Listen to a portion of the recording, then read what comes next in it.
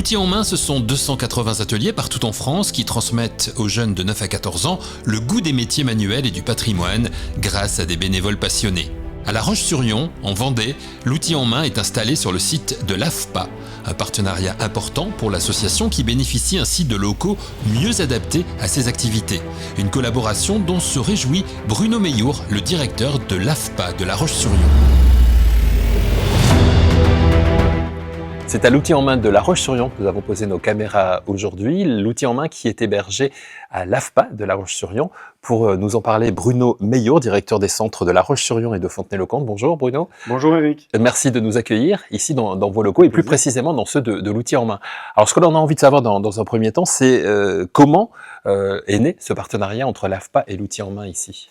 Eh bien, il y a maintenant quelques mois de ça, Claudie, la présidente de l'outil en main La Roche-sur-Yon. Claudie François. Claudie François, peu après avoir posé ses valises chez un autre partenaire, un autre confrère organisme de formation sur La Roche-sur-Yon. Ils se sont vus un peu à l'étroit et donc ils m'ont sollicité assez naturellement parce qu'on a la chance, effectivement, sur le centre de La Roche-sur-Yon, au centre AFPA, d'avoir de nombreux mètres carrés qu'il convient, dans cette logique village, de l'optimiser au mieux en accueillant tout un tas de partenaires ou prestataires qui pourraient rendre exploitables ces lieux et apporter évidemment des solutions pour tout le monde. Qu'est-ce qui vous a séduit justement dans les valeurs de l'outil en main ? Moi, ce que je trouvais assez intéressant, il y a une dimension intergénérationnelle déjà. C'est vrai que l'AFPA, on est considéré comme étant, vous savez, c'est une vieille dame, l'AFPA. Ça fait depuis 49 aujourd'hui que ça existe, avec pour objectif initial de rebâtir la France après la Deuxième Guerre mondiale. Et donc, on est quand même très concentré sur, évidemment, comment accompagner les personnes, notamment dans les parcours de vie et de reconversion, vers les métiers. Et de fait, ce rapprochement intergénérationnel qui finalement positionne l'outil en main tout à fait en amont, sur comment créer des vocations. Moi, je trouvais ça tout naturel, effectivement, de pouvoir travailler ensemble sur ce rapprochement. Alors, c'est vrai que c'est important. Ce sont des valeurs qui sont proches, finalement, l'une de l'autre. L'AFPA, ce sont des formations, plus précisément. L'outil en main, c'est plus de l'initiation. Mais ça permet aussi de valoriser, j'imagine, le travail manuel, chose que vous faites à l'AFPA depuis longtemps, mais qui avait besoin aussi aujourd'hui d'être remis au goût du jour, on va dire. Eh bien, en tout cas, il y a une valeur, si on peut dire, une valeur commune, il me semble, en tout cas, entre l'outil en main et l'AFPA, c'est que l'AFPA, sa pédagogie, elle est centrée sur le geste.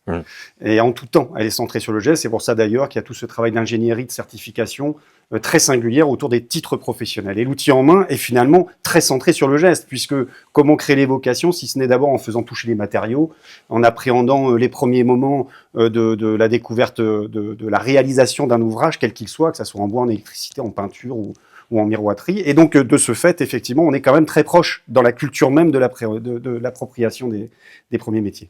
Est-ce que cela signifie aussi qu'il peut y avoir des rapprochements en matière je sais pas, de partenariats plus importants, d'échanges peut-être, de pratiques aussi, de choses que vous envisagez ? Exactement. Alors, on va dire on apprend en marchant. Donc, la première étape était déjà de les accueillir dans les meilleures conditions possibles. Et puis ça, c'est pas encore fini d'ailleurs tout à fait, parce qu'il y a des projets d'évolution, de déplacement sur d'autres plateaux, puisqu'un centre de formation, ça vit, c'est un organisme vivant.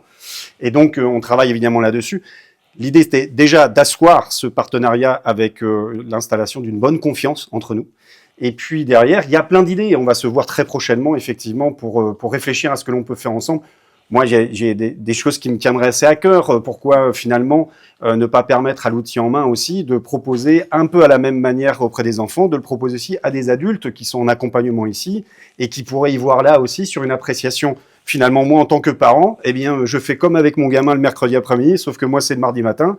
Et puis ensemble, eh ben, on peut parler d'un même métier entre le papa ou la maman de 40 ans et le gamin qui en a 10.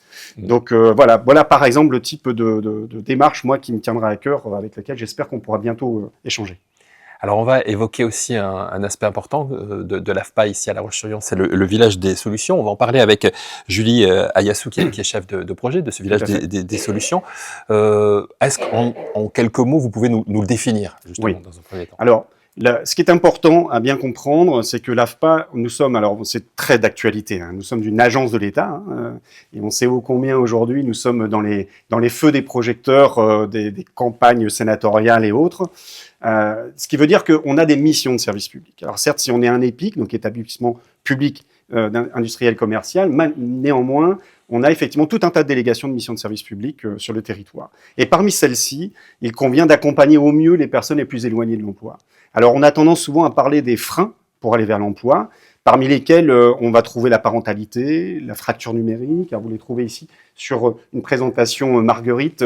On va trouver évidemment la mobilité, le logement.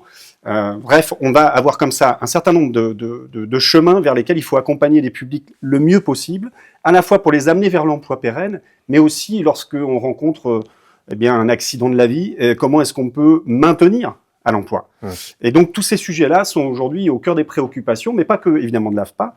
Ça renvoie à la loi travail, la loi plein emploi, France Travail, et donc toute cette mécanique que la société a embarquée pour qu'on puisse être à répondre aux préoccupations du plein emploi, si je peux le dire comme ça. Et donc, tout naturellement, l'AFPA, depuis quelques années, s'est positionnée dans le développement de villages des solutions qui consiste finalement à organiser une coordination de partenaires sur des territoires, permettant effectivement d'avoir une réponse plus 360 et pas uniquement métier. Donc l'AFPA, évidemment, n'apporte pas la réponse logement, n'apporte pas la réponse santé, mais il convient que dans notre centre et autour de notre centre, on puisse effectivement nouer des partenariats forts qui nous permettent, nous, de mieux orienter les publics que l'on rencontre et finalement donc de sécuriser leur parcours. Et en plus ici, comme vous nous le disiez au début de cet entretien, à La Roche-sur-Yon, vous bénéficiez de nombreux mètres carrés, ce qui permet de bien installer ce village des solutions. Merci beaucoup Bruno. Donc le village des solutions, le partenariat avec l'outil en main, donc des activités très très riches ici au niveau de l'AFPA à La Roche-sur-Yon. Tout à fait. Et d'autres à venir, j'en doute pas. Ça, je vous fais confiance. Merci beaucoup de votre intervention. Merci Eric, à bientôt. L'outil en main, ce sont des mains qui se tendent, des savoir-faire qui se transmettent et des vocations qui naissent. Parce que demain se construit dès aujourd'hui, outil en main.